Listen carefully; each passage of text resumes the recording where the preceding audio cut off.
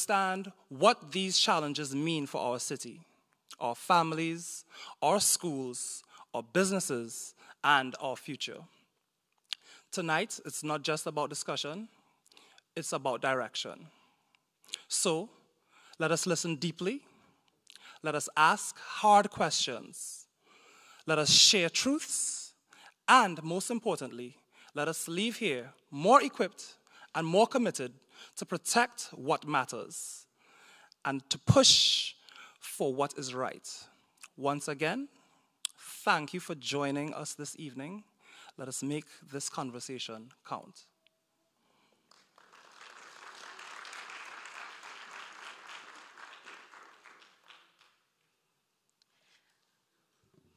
I'm not taking it personal at all. About being short, I get it. All right, now, again, moving in seniority order as we do.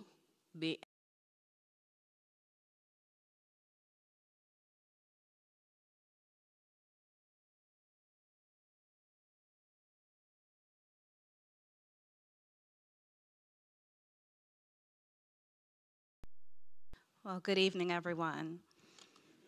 I am Raven L. Hill, president of Alpha Kappa Alpha Sorority Incorporated Xi Omega chapter, chartered more than a century ago here in our nation's capital. On behalf of the nearly 700 women who call Xi Omega home, it is my pleasure and privilege to extend greetings to you this evening. In these times, it is more important than ever that we work collaboratively to navigate the alarming changes occurring at the highest levels of government. We have already seen and felt the impact of these changes in our workforce and local economy. And I know that many of us here are anxious about the potential of these efforts to undermine education, health, the environment, the arts, and ultimately the global community. That is why I am so appreciative of the presence tonight of Council Members Zachary Parker and Christina Henderson, my chapter sister, policymakers and experts who will help to explain what's happening and why we must be informed and proactive. I want to also thank Union Wesley AME Zion Church, our Sisters of Rho Mu Omega chapter, our Brothers of Alpha Phi Alpha Fraternity Incorporated Mu Lambda chapter for your work collectively to bring advocacy and awareness to the community that we proudly serve. Above all, I am grateful to see all of you here tonight. Please continue to stay connected, remain socially aware, and keep the faith.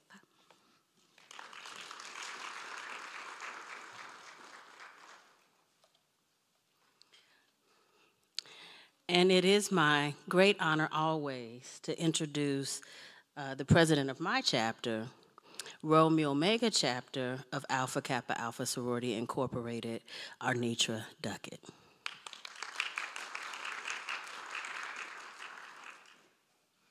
Good evening. As Holly just mentioned, my name is Arnitra Duckett, and I am the president of Alpha Kappa Alpha Sorority Incorporated, Rho Mu Omega chapter. I bring greetings on behalf of the nearly 350 plus members of the third chapter that was chartered here in Washington, D.C. I am welcoming you to our May installment of Woke Wednesdays, where we take an opportunity to educate and advocate for issues that impact the community. Let me rephrase that. Issues that most often impact our community and do so most profoundly. Dare I say we are living in some very unprecedented and unexpected times. In fact, that might be an understatement. The actions of 1600 Pennsylvania Avenue and the trickle-down effect of the actions from the Rayburn building have stretched this city beyond our imagination. Tonight, we will hear from our DC leaders, Councilman Zachary Parker and Council members Christina Henderson, those that are committed not only to our city, but to us. Thank you for giving of your time and sharing tonight to educate us. And a huge thank you to our community partner, Union Wesley AME Zion Church, and Pastor Relaford for always being there to answer the call when we call. Many thank yous to our sister chapter, Xi Omega, who we look forward to collaborating with and always collaborating with, and we have such a good time when we come together, and to Mu Lambda chapter of Alpha Phi Alpha Fraternity Incorporated for making this event a success. When we leave here tonight, we will leave here tonight educated and energized, poised to do something. And that is my charge as you listen to tonight's speakers. Leave here energized, educated, and ready to act. Thank you.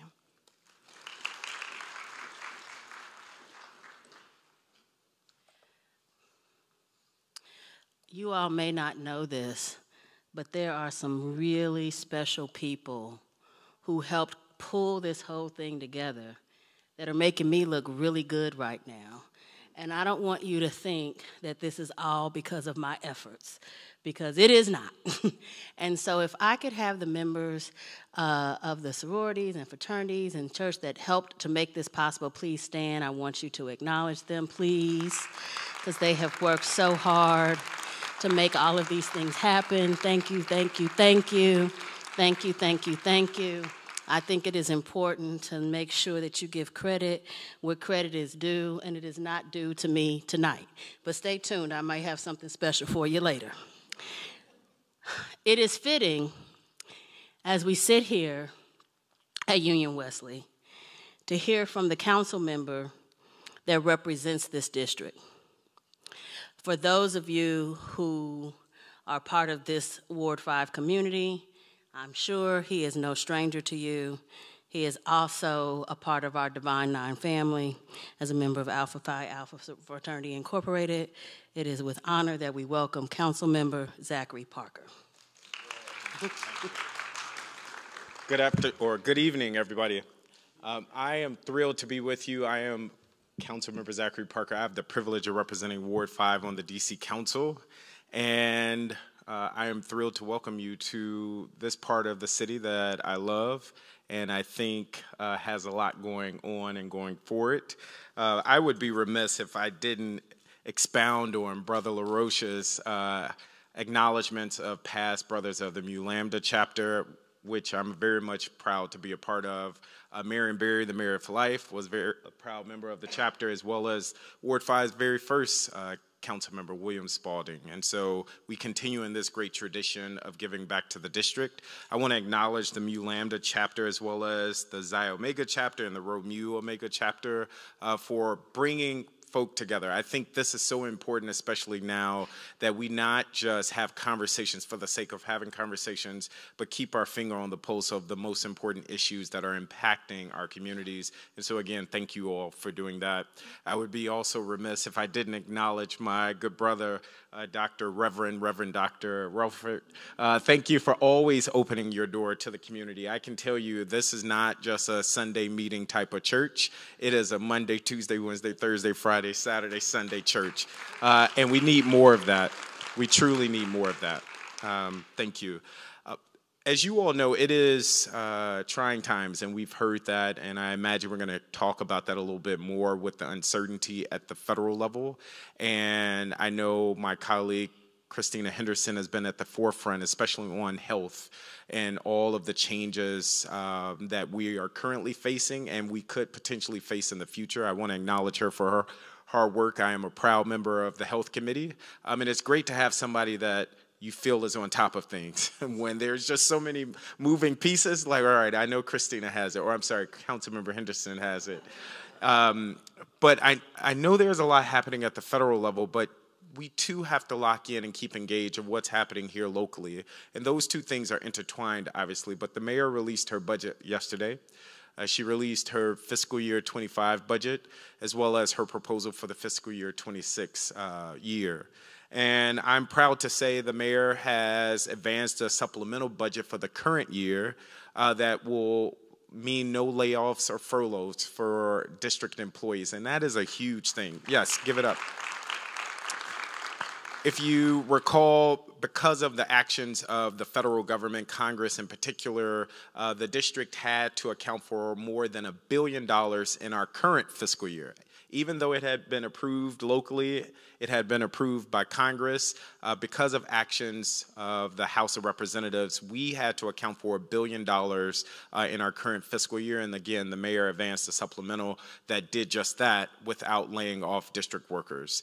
We also received the mayor's mayor's proposal for the fiscal year 26 budget, and I want people to pay more attention to what is happening here. I'm not going to get into the weeds, but I think how we respond is also important to what is happening at the federal level. We have choices to make, and those choices will inform how we lived, how we exist, and how we continue to thrive here in the district. Since we are in the church house, I'm going to leave you with one of my favorite scriptures, and that's going to be my call to action, Reverend.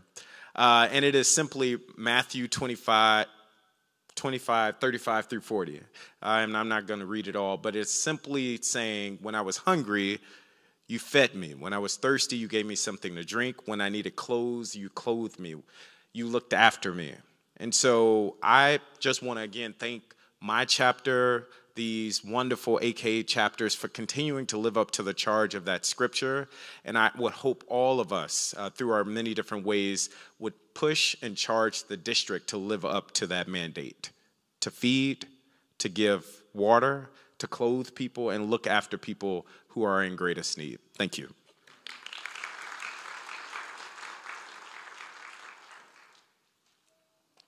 Thank you, Councilman Parker, for that charge. And I hope that you all are now energized and prepared to get to work. So I'm going to ask you to do something for me.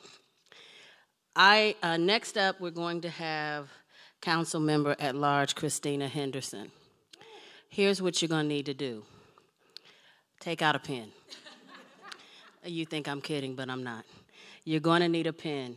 You're going to need to take your phones out if you do that, because I'll be honest, that's what I do. If you can see my writing, nobody can read it, not even me. This is the time when you want to take some notes. This is the time that when you heed the charge that Councilmember Parker gave us to be engaged and be involved, and you're like, I don't know what to say, I'm not sure what I should be thinking about and talking about, now you're about to get the receipts. Now you're about to get the information. And in case you miss it, she is very prolific on social media as well. And her budget breakdown on social media is one not to be missed. You get to hear it live, but in case you need a repeat, you should definitely follow her on social media as well as Councilman Parker. In fact, follow all the chapters as well, because there's good stuff going on while I'm up here doing the advertising. But now is the time that we're going to hear about where we really are. And boy, we did not know that the budget was going to drop, because it should have been dropped weeks ago. We actually planned a whole day with the council, all of the Alpha Kappa Alpha chapters, with the purpose of talking about the budget, and we didn't have a budget. But look at God. So with no further ado, Councilmember Christina Henderson.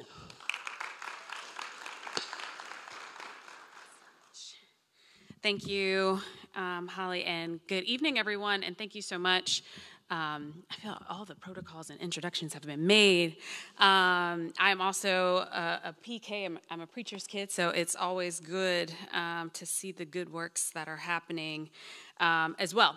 Okay, so as Holly mentioned, I kind of went viral for doing a thing, which was literally just talking about the budget.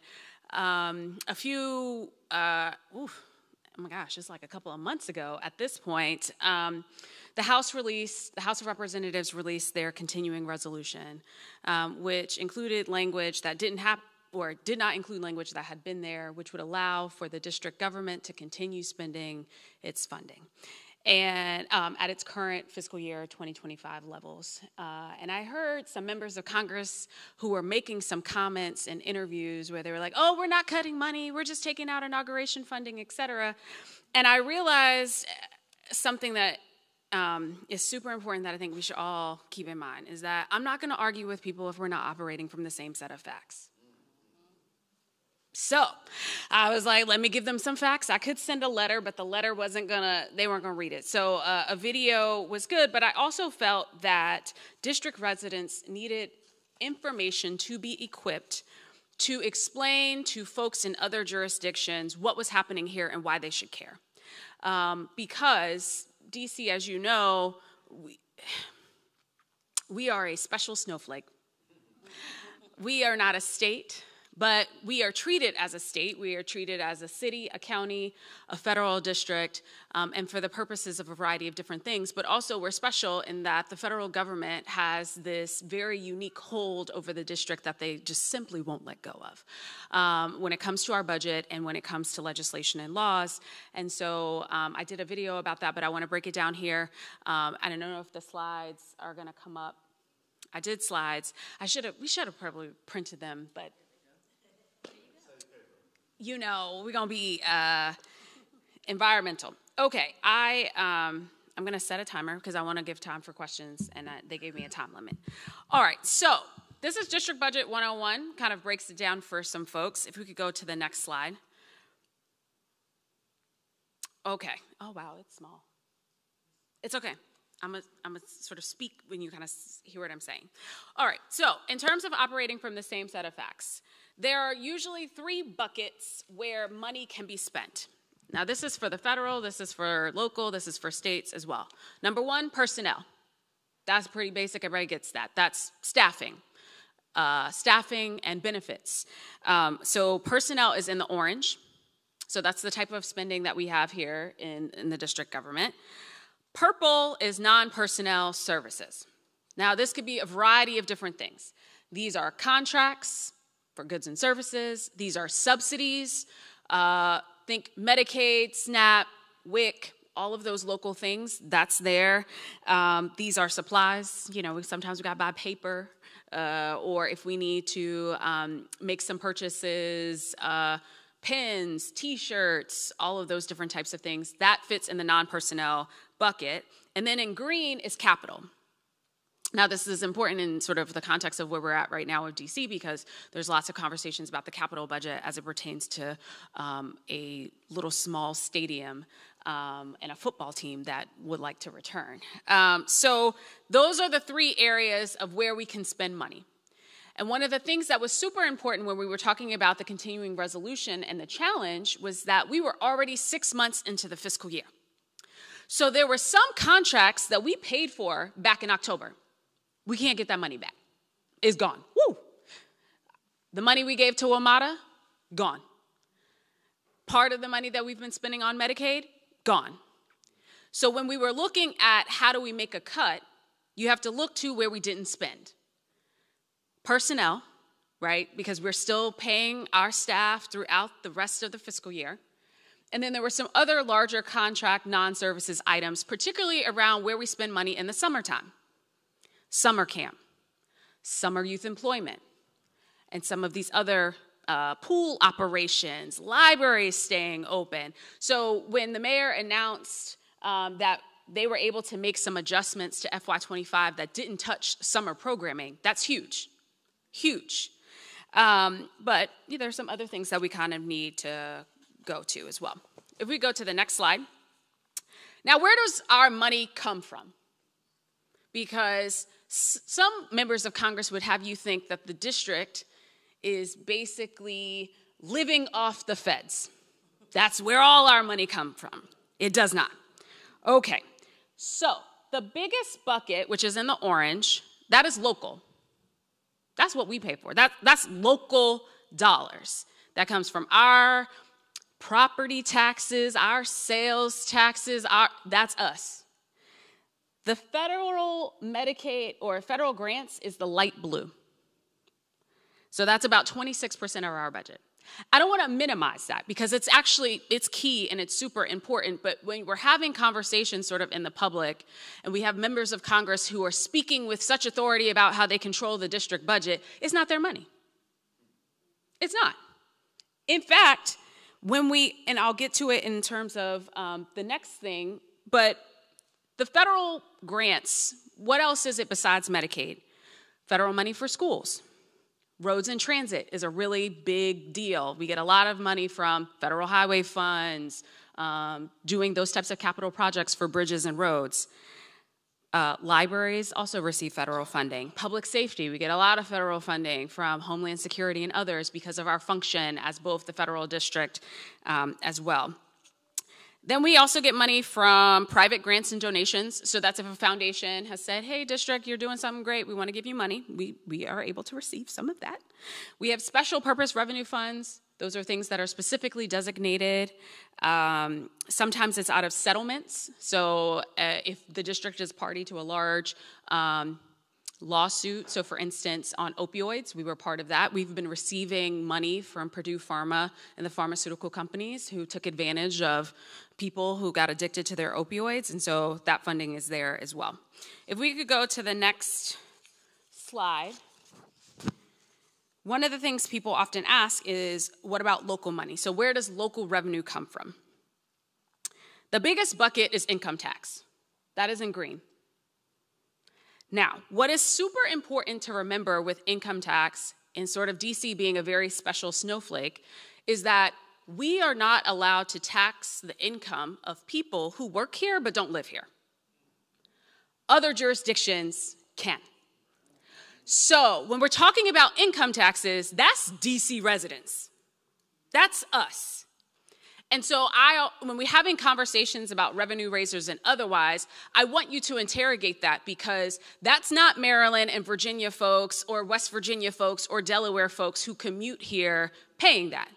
That's the people who live here, all right? The next big area is sales tax.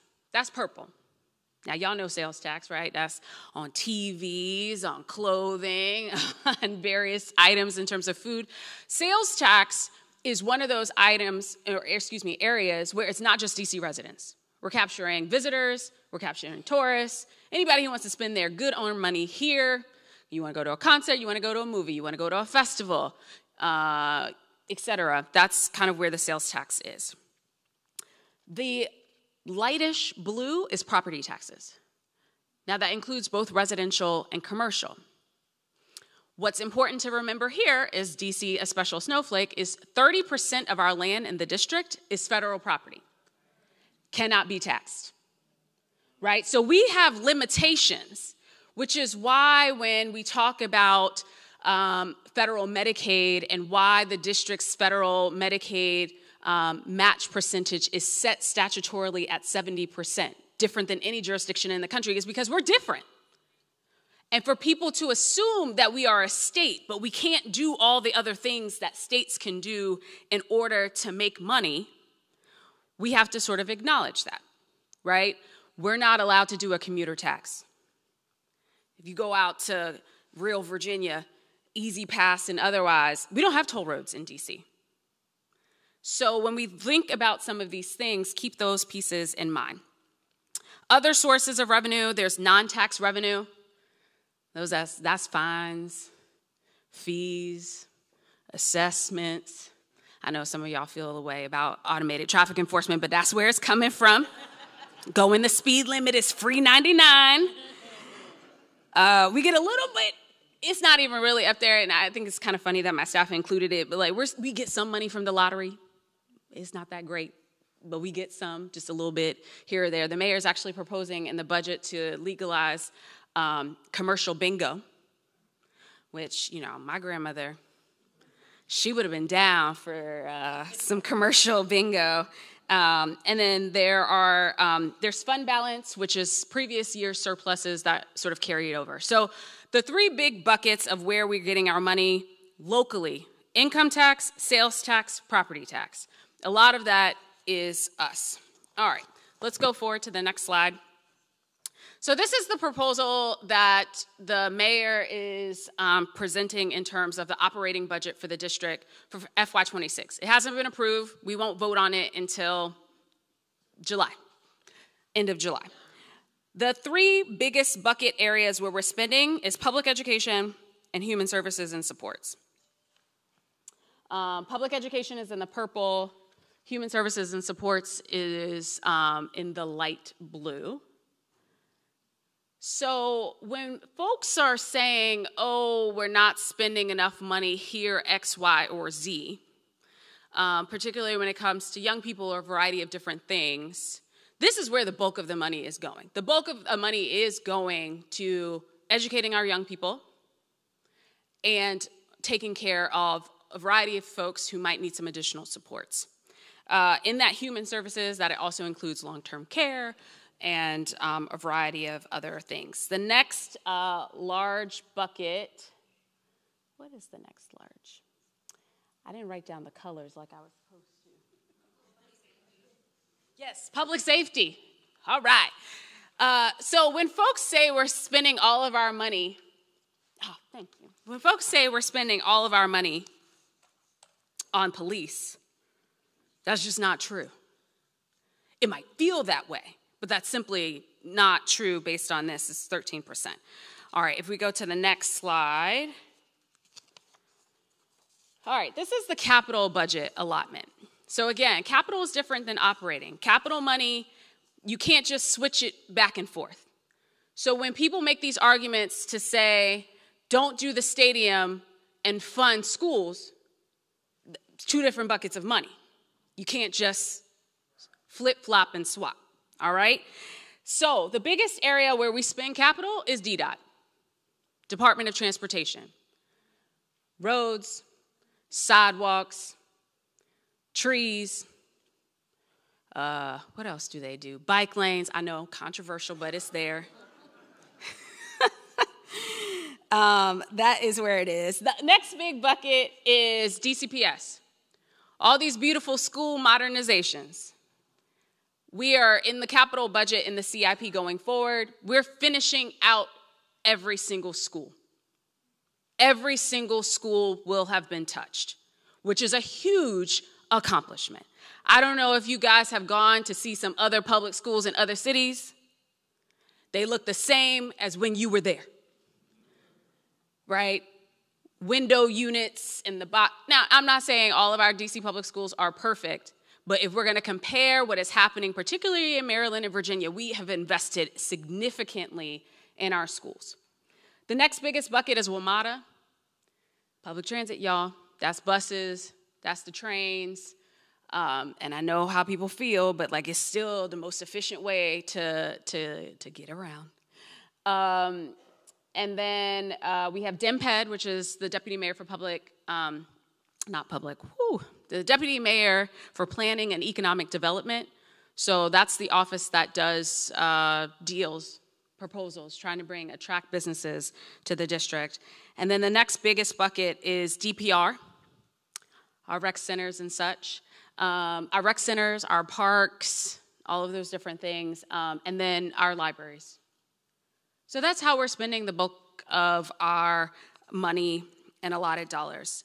Now, why this matters in sort of the context of what the panel is going to talk about from the federal side is that there are currently these reconciliation bills that are taking place that are going to impact some of these other areas.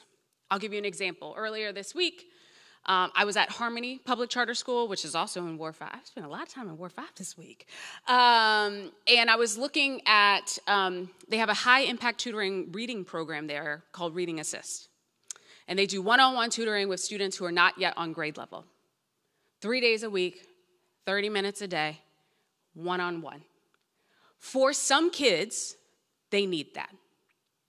And I noticed, though, from the staffing, the tutors that they are using are not volunteers from the community. These are actually folks who have been trained on the science of reading and reading instruction. All of their tutors are AmeriCorps members. That is how they're funding it. AmeriCorps is a federal program that has been on the chopping block. In fact, when the Trump administration first came in, and they were making all these moves, haphazardly canceling contracts and whatnot, AmeriCorps was one of the things that was hit. And Reading Assist, the program director told me, yep, we were told the next week, you guys are going to have to shut down the program. I said, in the middle of the school year. This is what we're talking about in some of these instances. There are programs here or there that have a federal connection, and that's why it's so important. Because then we have to make the decision, as a community, as a council, as a city, do we backfill with local dollars, or do we let those programs go? Right? We've got long-term care programs, SNAP, WIC, Medicaid, Alliance, what else they've been cutting? I mean, they've been doing control Fs on anything that has the word justice in it, basically. But there's a variety of programs that are there as well. So this is just to sort of ground you in sort of the conversation about the district's budget, and hopefully this was a little bit helpful.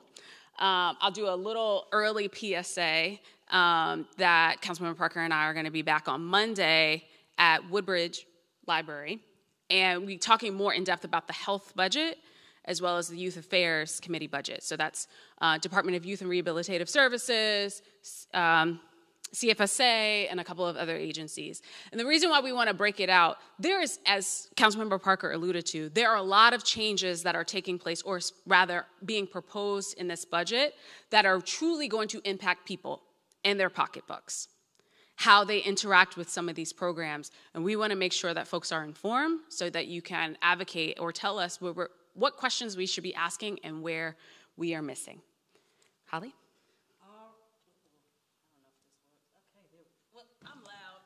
All right, so what we want to do is, we're running a bit over, but we want to get 3 good questions. So who are my 3 good question people? There's all right, come on down. Yeah, we got a mic. It may or may not work, but we got it. How you doing? Good. When you guys were determining where to cut in the 2025 budget, based on what went down with the House, was there any consideration to try to target or isolate those cuts to services that might impact the members of the House who did the vote? So if you can kind of figure out, okay, let me cut this program or that program that hits those House members. That's a very good question. So let me just first explain, so from a process standpoint, the mayor did her first crack at where things should be cut. Now it's the council's turn to evaluate her suggestions and kind of go from there. What my understanding, or at least what she explained in terms of how she prioritized, was let me not create havoc for residents when it comes to public safety, human services, and public education, right? So creating havoc would be, I gotta cut back on summer camp. Woo, parents would have been hot. And so when you think about affecting the programs that impact House members, that kind of affects us too. Although I was there with you, because one of the things that we would have had to cut, or if we were just gonna do a basic take every agency back to their FY24 numbers, it would have been DC Water. I was like, everybody got water. And I know that DC Water can turn off water by a block because sometimes they don't give you notice like they're supposed to. The Capitol is on our water. And maybe y'all just need to go a day holding it. Now, I don't know if the general manager would have done that, but these are some of the things that we would have had to, I was ready to do.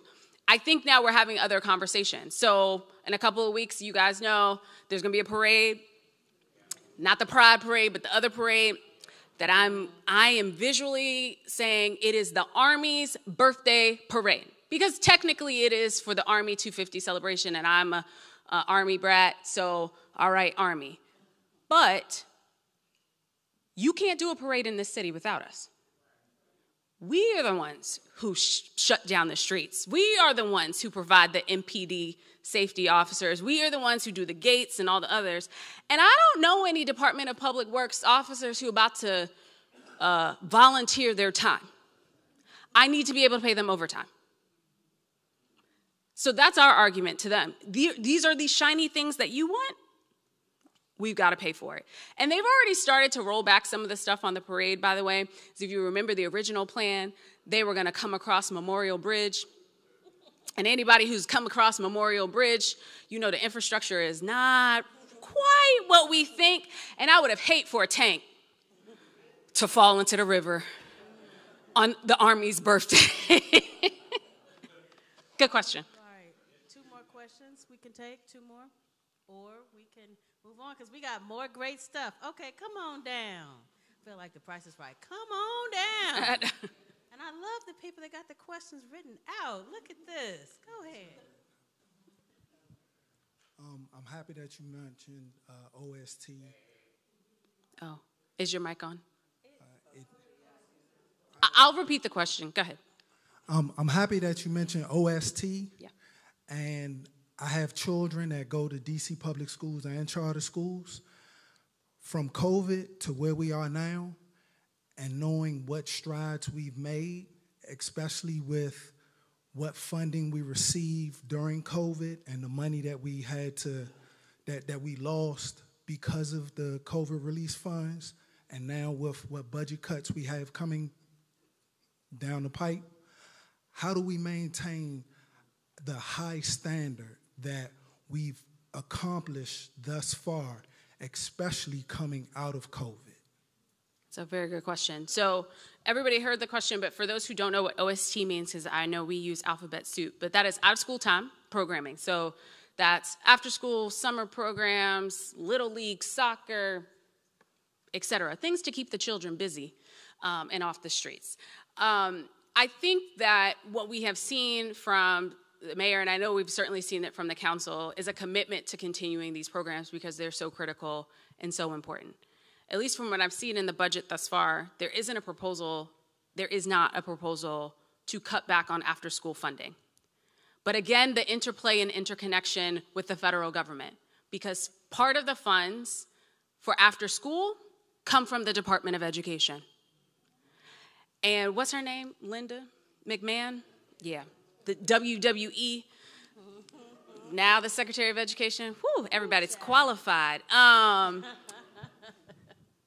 They are looking to strip it down to the very bare minimum and basics. And so I think that's one of those areas where we have to look and decide as a community, if there are cuts on after-school funding from the federal side, that's something we're going to have to make up on the local side because it is that important. We haven't changed the workday schedule. I've got 2 kids in DCPS, kindergarten, pre-K 3. I can't get there at 3:15 every day to pick them up.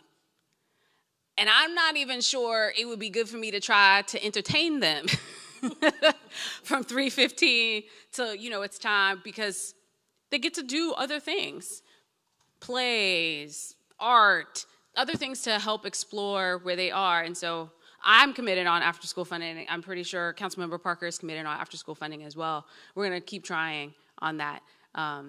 So, yeah. All right. Last one. And we got the mic working great. All right, well, what we can do is she's right up. No, there's one. Oh, I'm sorry. Oh, behind me. Yeah, behind you. Sorry. It was my understanding that the mayor had put a freeze on federal DC government hiring. Is that freeze still on? It is still on, but certain agencies can request waivers for certain positions. It is very unfortunate, because that would have been a really great option for a lot of the federal employees who are being laid off and others to say, come work in state and local and bring your expertise to us. But unfortunately, at this moment, that hiring freeze is still on. Thank you so much. Thank you guys so much. And join me in thanking Councilmember Christina Henderson. I don't know if I mentioned this, but she's also a member of Alpha Kappa Alpha Sorority Incorporated in Xi Omega chapter. Okay, we heard some good stuff. We've even had some great ideas. And so I know what you're thinking. We've heard from the official elected side. We need to hear from the policy people and the advocates.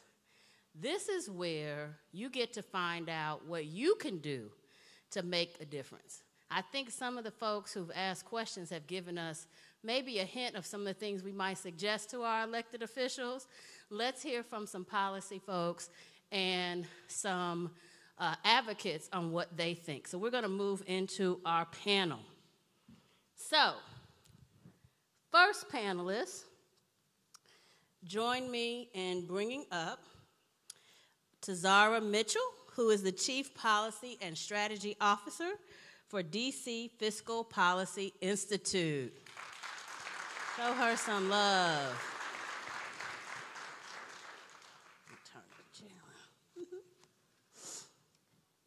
And second, welcome Kimberly Perry, Executive Director for DC Action.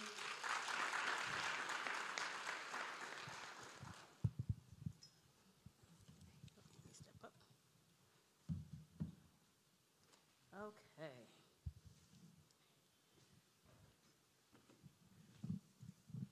Thank you all so much for joining us today. I want to ask a couple of questions. When we were putting this panel together, there were so many things that were on our mind. But I want to start with something simple, and that is, help us understand, how does the federal government's unique oversight, okay, over the budget impact the council's ability to govern effectively? Because this is complicated, and we obviously have our council members here. We don't have Congress here. So can you help us understand that? Sure, I can kick us off. Thank you so much for the invitation to join you all. So DC is subject to the whims of the federal government. The Congress, people from the other 50 states, and the president can interfere in our local laws, including our local budget. When we pass our DC budget, it is subject to congressional oversight, and it goes through its own process. And unfortunately for us, they have stepped up and escalated their attacks on DC's autonomy. Because we are not a state, and we are subject to something called the Home Rule Act, we do not get final say over all of our policies. If they want to intervene, they can, and we saw them do that with the continuing resolution, as you heard from the Congress members. You also heard that our taxing authority is severely affected by federal laws, as outlined in the Home Rule Act.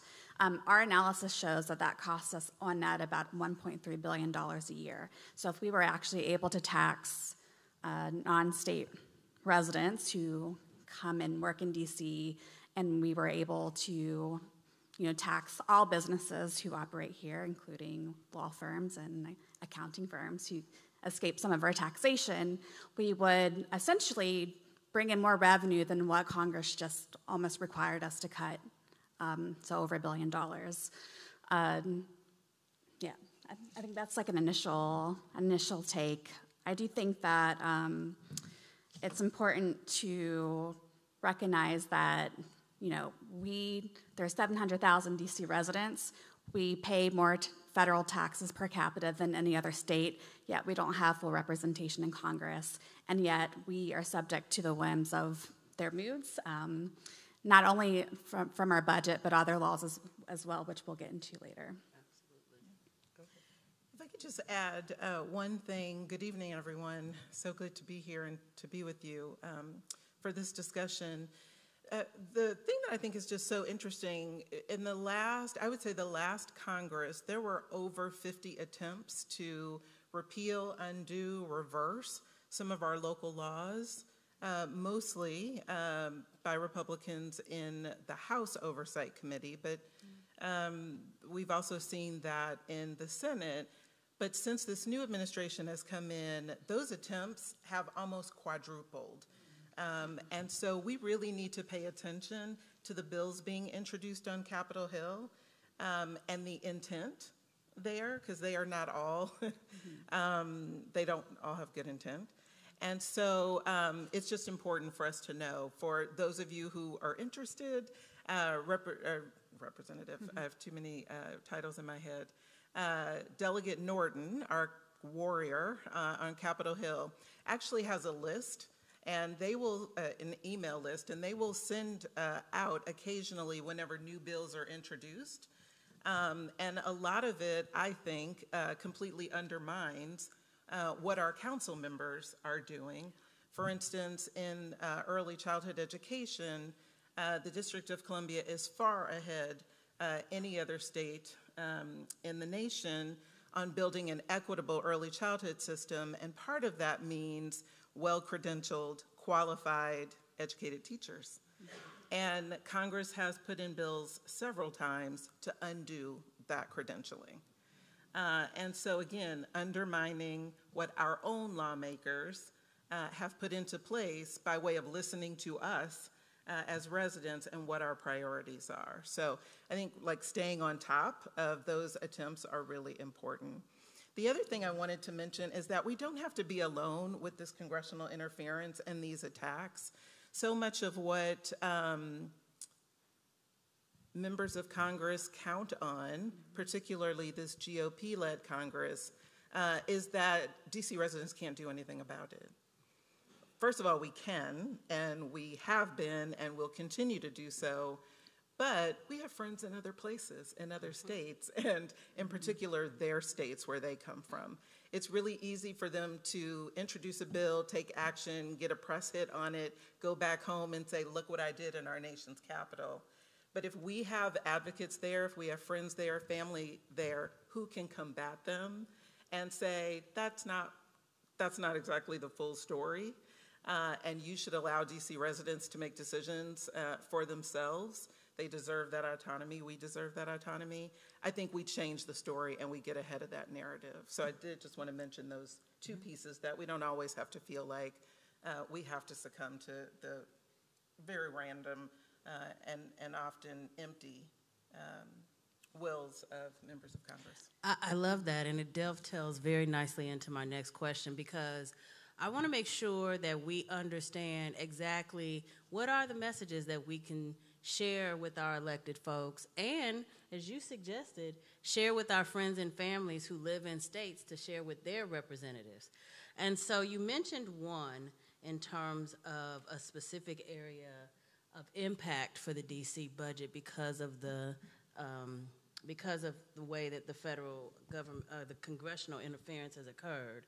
What are some other key areas that impact the lives of DC residents as a result, direct result of congressional interference? So that when I'm calling my mother, who lives in Missouri, 2 Republican senators, and she's calling them, both of them are bat crazy, what is she advocating on on behalf of DC residents? Well, she should be asking them, hopefully, to grant us statehood so that we can have Yes. our full rights that we've been denied for over 200 years. And also for, they need to be using their energies for issues back at home. But we're residents and citizens just like they are, right? We go to work, or we care for our families, and we deserve the same things that they deserve. But what we're getting instead are riders to appropriation bills that affect how we can spend our money. So almost every year there are riders that affect what we can and can't spend our money on. So medical cannabis is one. We've seen them intervene more, like you said, on early education regulations that are leading to really positive outcomes. We're seeing them intervene more around the criminal code and stripping away voting rights for some of our local residents who are undocumented. So we have talking points that we can provide. To Kim's point, we're also working on a national sign-on letter for organizations that, once it's finalized, we will be sending to you, so you can engage your other state chapters, and encourage them to tell Congress to keep their hands off of DC and let us spend our resources as we see fit, and stop intervening in our other policy areas as well. Did you want to add anything? Okay, well, good. Was we going to move on because we got so much to talk about? It feels like one of the things that they're constantly throwing around is the impact on workers, federal workers in particular, many of whom make their home in the District of Columbia, and when they're not dealing with I don't even know what to call it that's politically correct, but when they're not dealing with deferred retirement, it is shutdowns. So my question is, how does this impact DC local services? Because when it is presented in the national media, it's only presented as how it affects the world. But what impact does it have on those of us who are living right here? So general shutdowns. So I think since 2013, we've typically been protected from federal shutdowns in terms that we can still keep spending our local dollars. But many of these workers call DC home, or they work in DC, and so it does affect people's spending in our community. It affects our revenue levels, it affects our unemployment claims, and oftentimes what happens is that it shuts down really essential public services like food assistance and cash assistance, and usually we have about a month to get those, we have about a month of services available before we start to see really deep cuts. So it affects us, it has an outsized effect on us, primarily because of the workers who work here, but also because of our higher reliance on public services that our residents rely on. Kimberly, I got to get you in on this conversation because so many of us are really wondering, what can we do? How should we be showing up? You've given us a little bit. I'd love to hear, maybe there is a weekly assignment that we should be incorporating to do. So I know I'm on this kick where I say Congress is my side piece. I'm sorry, Reverend. And so I call them every Friday to let them know what I think that week. And I have some targets that I talk to every week. They don't always want to hear from me. But I have decided that I need to be doing something every week just so I feel good about what I can do. What can people do? Yeah. Thank you for that. A couple things.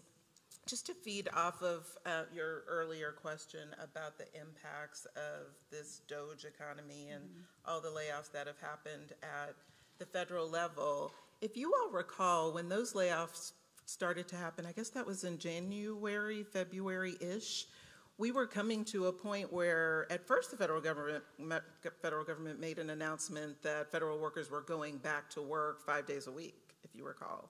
And there was a slight bit of, I'm sure it was somber for federal workers who didn't want to go back, but for those of us in the district, there may have been a little bit of heightened interest because what that would mean is more workers downtown, right? So more foot traffic in places that had just seen really slow growth since coming out of the pandemic. But of course, with all of the layoffs, it feels like that just got sliced away from us. And so our revenue growth has been very slow, and I'm afraid to actually see the revenue estimates that come the end of June, which might be even worse than earlier this year. The reason that matters is because that revenue is what we are dependent on. You saw council members' slides showing where our sources of revenue are. Sales taxes and other taxes really help us have a more robust budget so that we can take care of our own. And so part of the challenge, and this is where I'm going with what those weekly assignments could be or beyond, is taking a close look at Mayor Bowser's budget proposal that she just released yesterday. And we are still making our way through the budget books. I feel like it always takes us like a week or so to make sense of those tables, to uncover and figure out where the mistakes are, and our council members often help us wade through that. But what we're seeing so far is a little unnerving, and I feel a great deal of concern thinking about what it means for working families. So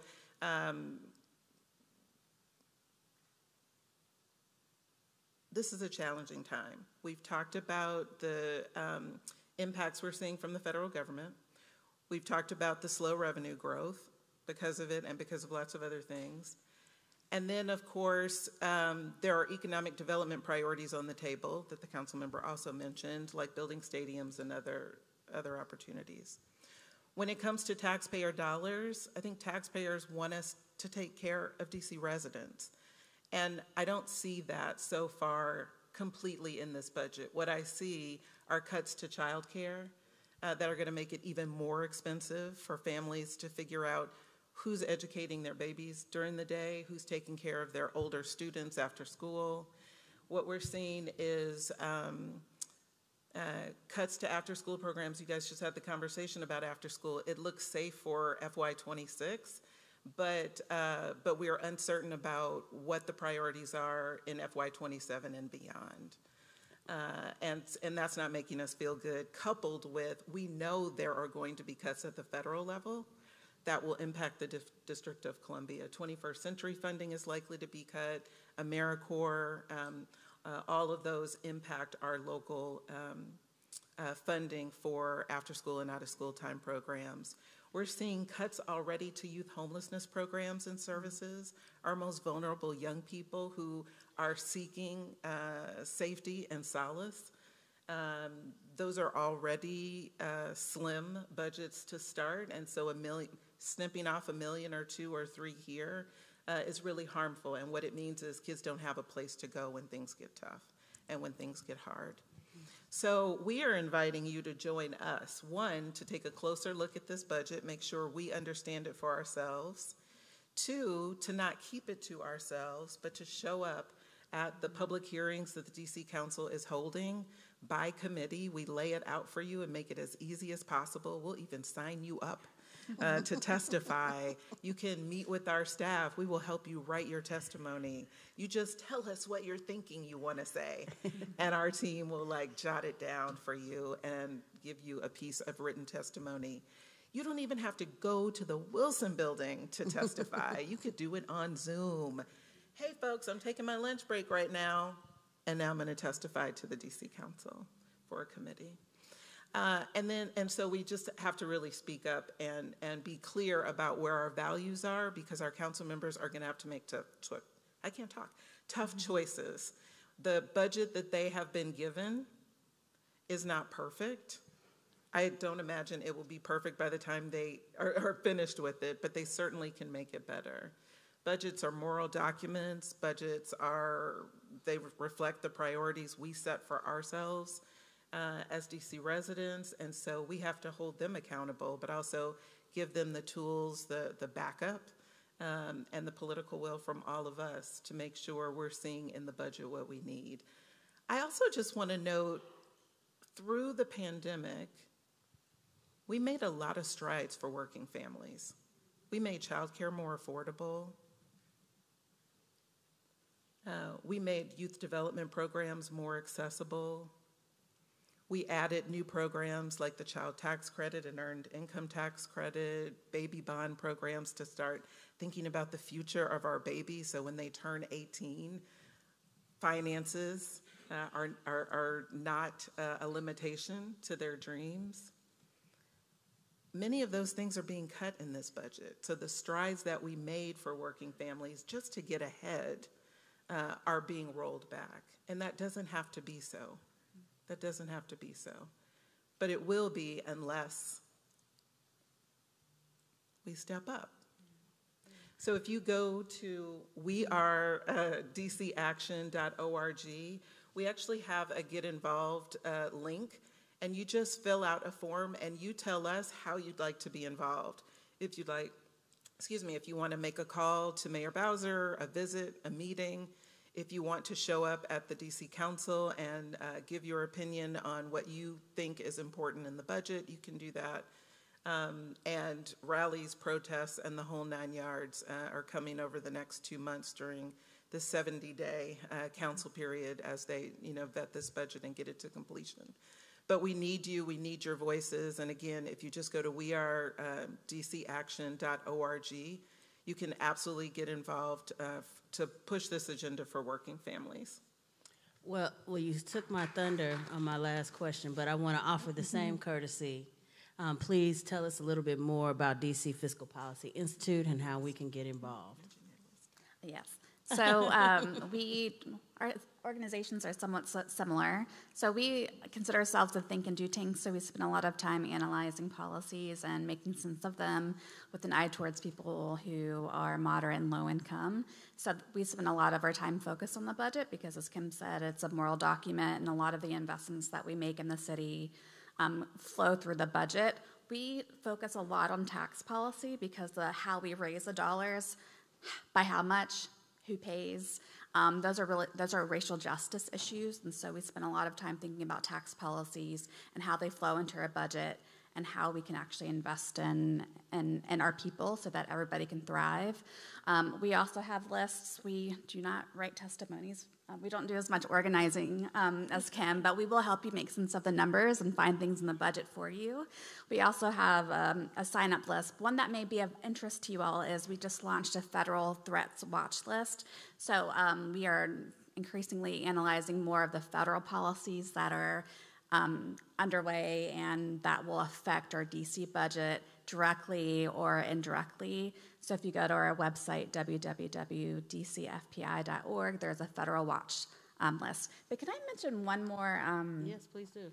concern that I have in the budget that affects Black women in the city is that the mayor is cutting TANF, which is our primary cash assistance program, not only at a time of high inflation is she freezing the maximum benefit levels for mothers with children, she's also implementing 2 punitive policies that research shows are rooted in anti-Black stereotypes. One is time limits, or reinstating the local time limit into our TANF program. This is something that conservatives love to do all across the country. Why are we doing this in DC when research shows that it's proven to kick people off of the program and to make them lose the very little cash assistance that they get? The second punitive policy is further lowering their benefit if they're having trouble finding work. So not only are we eliminating other cash programs like the child tax credit and baby bonds, another harmful policy is reducing some of the paid leave benefits that our workers get in the city. So we're seeing a lot of provisions in the budget that are anti-women, anti-workers, but there's a lot of money in there for the corporate elite and businesses. And so we are large businesses, so we're continuing to take a closer look at the budget, figuring out where money can be shifted. And so if you pay attention to some of our testimonies that we're writing, you'll uncover some of the faults that we're finding in the mayor's budget. But testimonies are really powerful. Stories matter to council members. They want to hear directly from you about how public services are benefiting your life. And your stories go a lot further than the stories of paid advocates, I will tell you that. So testifying, setting up meetings with your local council members, showing up to their town halls, and a lot of them do events out in the city like this one, or they'll do like a meetup with meet up at a local library and answer your questions. So make sure that you're also on their email list so that you know when they're out and about in the community and they can hear directly from you. Oh, this is wonderful. This has been such great information. I want to give a couple of people a chance if they would like to ask a couple questions. Guess what? I didn't know because I wasn't paying attention. We got microphones on the ends, on the aisle, so if there's 1 or 2 folks that would love to ask a question, come on up, come on down, and the microphones are open for you. But know that that's not your last opportunity because we're going to hear from Pastor Relford, and he's going to close us out, and we will have a little mix and mingle downstairs. I don't know what that room is called, but it's a fun room, and so you should... The fellowship hall, thank you. I've been down there, do a lot of community activities down there, and so, yes, please join us down there immediately following Reverend Dr. Relford. Here, you can use my mic, come on. Good evening. My name is James Morgan. I'm a member of Alpha Phi Alpha Fraternity Incorporated, Lambda chapter, and I'm glad to be here. Just a quick little note about myself, my background, so you understand my question. I'm a New Jersey native, moved here to go to Howard, graduated, lived in D.C. for a little bit. Now I live 5 minutes into Maryland. But the issue of D.C. statehood is still something that's very interesting to me, and it's something that I feel bad about in some ways when I hear about you all talking about the people who, I mean, I don't work in D.C. anymore, but I still feel bad because I still, come in and out of the city and things of that nature. Mm-hmm. And it's something that I wish that there was more of a national kind of understanding around. But my question is, we're talking about the Congress as it is now and the administration as it is now. My question is, what programs or what implementation is in place or being put in place so that if you do have a swing in the parties or whatever, that you're holding those, a future Congress, a future administration will have you accountable on these issues as it pertains to DC and DC residents. And what can I do, or what can we be doing, particularly as people who don't live in the city? And I'm not a DC native, but as someone who has ties to other areas of the country, I grew up right outside New York City. What are some things that we can be doing to kind of raise awareness around that issue? Thank you so much for that question, because it's a key one, and it's just it's pure education. First of all, letting people know that the District of Columbia is as unique as it is. I like Councilmember Henderson's snowflake analogy is a good one. But letting people know the District of Columbia is unique and that it deserves statehood. Like, it's time. And we can do that for ourselves, but as our neighbor in Maryland, you can too. And so talking to Maryland's delegation, both the Senate and the House, about that you think it's important DC residents have full autonomy and full statehood can go a long way. It's very different if I were to say it, right? And for you to share that with friends, family, all across the country, really, having that conversation with members is important. If you guys are not familiar, there's a couple new organizations or groups that have developed because of this new administration coming in, and the first is Defend DC, which is a group of residents coming together. We've done a series of actions on Capitol Hill around all of these budget issues, literally walking from office to office, educating the staff of both sides of the aisle about the uniqueness of the District of Columbia, the sources of our revenue, our funds, our taxpayer dollars, and telling them exactly what we want. I mean, we need the CR fix, for example, but there's a host of other things. There are groups now on the Hill walking around office to office talking about the importance of after-school programs and preserving the Department of Education and programs like AmeriCorps and so on.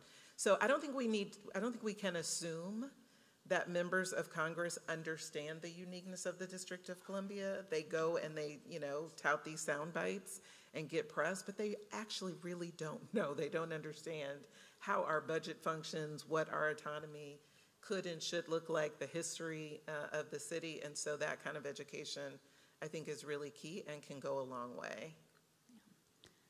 There are other groups that have been around for a while, like DC Vote, who have historically been fighting for statehood and every year introduce a national sign-on letter. So making sure that you're on the email list of the groups that are doing the democracy work is really essential.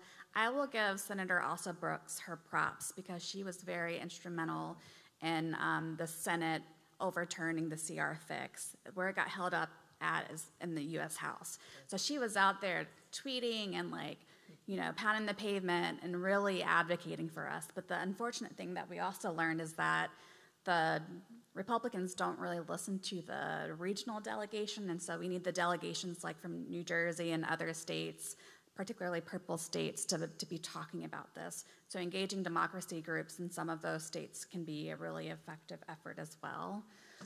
But yeah. Free DC has a lot of actions. All right, well, we have no other questions, which means you all want to get to the fun and frivolity, and I'm not mad at it. I want to thank all of you all for coming out tonight. Really has been powerful. Our goal in doing these forums is to share information, to share opportunity, and most importantly, to expose you to access. And we hope we have done that tonight. Please follow us all on our social media. Make sure you go to all of the websites. If you registered, we'll send you out some information so that you know, especially the slide deck and some other things, so that you have that in your inbox. And let's welcome, in his own house, Dr. Brian Relford to close us out. Thank you so much, and we're just delighted that you would choose to partner with Union Wesley and to bring the various sororities, fraternities, that we might receive the information that you have in store for us tonight. So we thank you for that, Holly. We think you've been a wonderful facilitator. This is not the first time we've met. The first time we met, it was over a little mic, and you had an interview with me.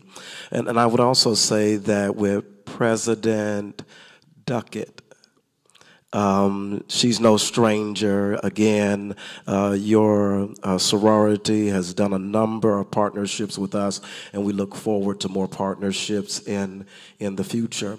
We commend you in terms of the partnerships because I believe that you brought the right people here.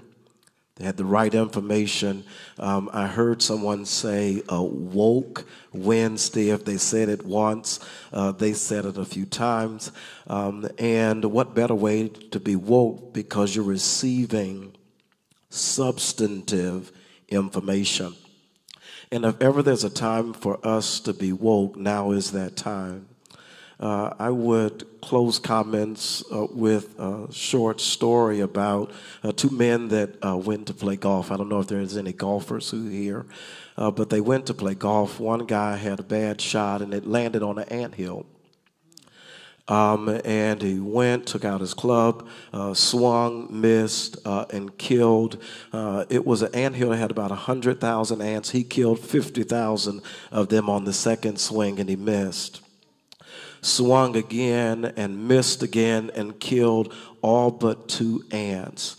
And one ant said to the other ant, if we're going to live, we're going to have to get on the ball. I contend that if we're going to live, we're going to have to get on the ball. So I hope that woke Wednesday is not like a Johnson & Johnson vaccination, a one and done, but we're looking forward to more of it, all right? All right. Am I doing anything else other than that? That's it? All right. Thank you very much. All right. And please join us downstairs in the fellowship hall, which you can access either this door or that elevator. We will see you there. Good evening. Thank you for being a gracious host and moderator. We have inflated your shutdown question with like a typical shutdown. This is the CR. Oh my gosh. That's fine. So fine. I just realized I should have explained what DC Action is. I have got to start getting